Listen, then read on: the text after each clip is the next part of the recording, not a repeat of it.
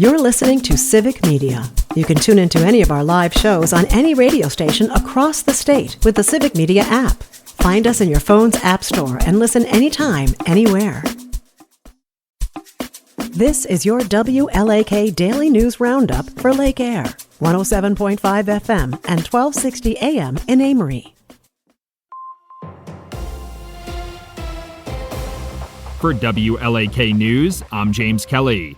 The annual American Birkebeiner race will take place as normal this year thanks to some last-minute snow. Race officials say participants will be able to complete the full course this time after being forced to change the course last year. The full course begins in Cable and takes thousands of skiers all the way to downtown Hayward, but lackluster snow conditions last year forced organizers to create a loop in the Cable area only. Officials say they will continue to monitor the course for any changes that could pose safety risks for racers. Lake Superior Community Health Center and the City of Duluth are planning a new health and wellness center in the city. The organization and its partners are currently seeking state funding to pre-design the multi-purpose community center. The proposed plan would see the facility built near Laura MacArthur Elementary School in the West Duluth neighborhood. City officials say residents have seen delays in healthcare and need more options for services. They also say the city's current clinical spaces have aging infrastructure and need updating.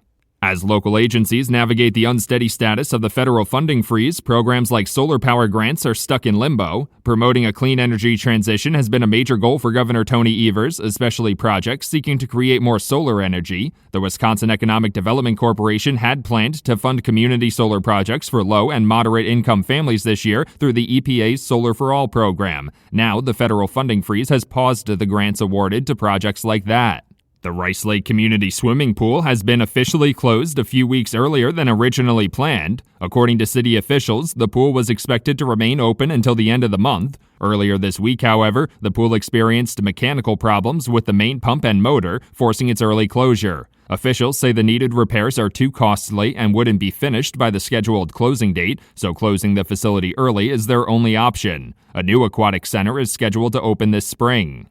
A federal judge issued an emergency order temporarily stopping Elon Musk and the Department of Government Efficiency from accessing personal data over the weekend. The order stems from a lawsuit filed on Friday by Wisconsin and 18 other states, arguing that the Department of Government Efficiency does not have the legal authority to access Treasury Department records. The emergency order also requires the department to destroy any personal information it has already accessed. Another hearing on the case is scheduled for Thursday. The Wisconsin Supreme Court election this April is on track to be the most expensive judicial campaign in state history. With less than 2 months to go until Election Day, Judge Susan Crawford and Judge Brad Schimmel's campaigns have reported a combined nearly $13 million in fundraising. Judge Crawford's campaign reported a total of $7.7 million raised, and Judge Schimmel's campaign has reported about $5 million. The results of the election will determine if the court remains in liberal control or returns to a conservative majority. Despite new snow dropping across Wisconsin over the last few weeks, Barron County officials say most of the area's snowmobile trails still can't be opened yet. According to the Barron County Sheriff's Office, most of the snowmobile trails in the region will remain closed due to poor trail conditions. While the new snow is a positive development, officials say strong winds kept too much of it off the trails and only 3 of them are open for snowmobile use. Riders cannot safely use the other trails and could cause damage to the fields without more snow.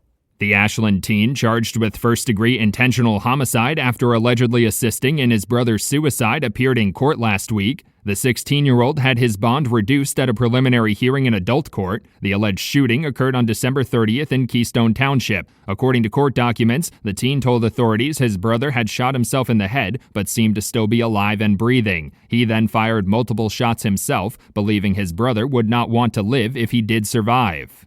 The Wisconsin Office of School Safety released a new edition of the Comprehensive School Safety Framework this week. The new framework is meant to serve as a guide for schools to develop safety plans to best protect their students. It would include conducting safety assessments, creating emergency plans, encouraging students to speak out when they believe there may be a threat, and investing in improved mental health services. The agency is also seeking $2.3 million in the biennial budget proposal to continue its work.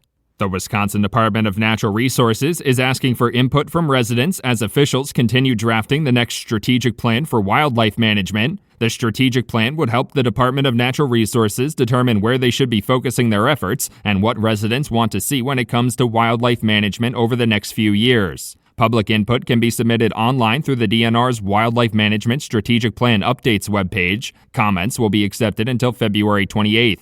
For WLAK News, I'm James Kelly.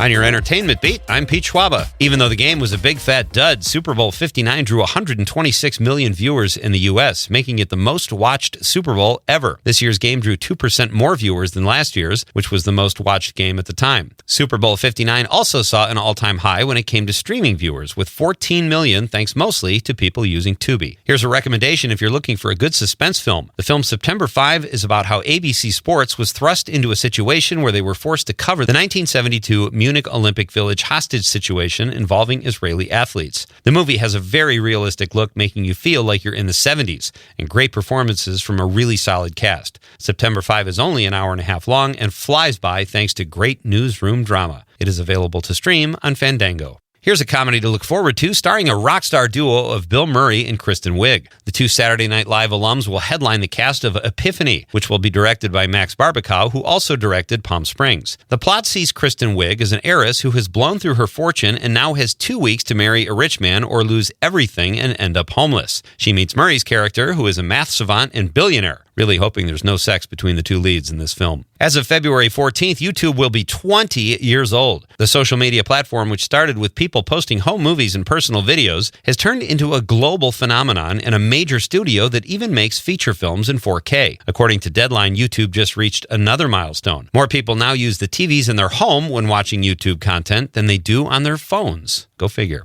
Liam Neeson was supposed to be stepping back from action movies, but apparently the genre is too embedded in his DNA. The Irish actor just started filming The Mongoose, where he plays Fang Flanagan, a war hero being accused of crimes he supposedly did not commit. To add a little more macho to the fire is a character named Tanker, played by Ving Rhames. Michael Chiklis plays the bad guy and head of the Texas Highway Patrol, who chases Neeson literally throughout the film. Don't give up on action movies, Liam. Very few people can do them at your age. Sticking with action heroes, actor Jason Statham has a new film in the works called Black Bear. That might be a working title. There's not a whole lot of information about the plot, but I'm guessing there's a chase and probably some unexpected gunfire. Now that's sarcasm. Statham plays a man who gets pulled into his violent past and probably messes a few people up. For more showbiz fun, tune in to Nightlight with me, Pete Schwaba, weeknights from 6 to 8 p.m. on the Civic Media Radio Network. It is going to be cloudy with light snow likely, especially from late this morning through this afternoon. We may get an inch by the time everything winds down here this evening. Our high today, 11. Tonight, down to 6 below. Tomorrow, mostly sunny with a high right around 6 above. I'm meteorologist Sean Cable. Outside now, 10 below zero. That's your WLAK Daily News Roundup from Civic Media. Subscribe to this podcast on Spotify, Apple, or wherever you find your podcasts. Find more news at lakeair.radio. The national news cycle never stops, but it can be hard to find news about your local community. Civic Media is dedicated to providing quality local and state news coverage across Wisconsin. With the Civic Media app, you can get notifications about local stories that matter to you and your community. Find the free Civic Media app in your phone's app store and choose notifications from the menu to tell us what kind of news you want to hear about.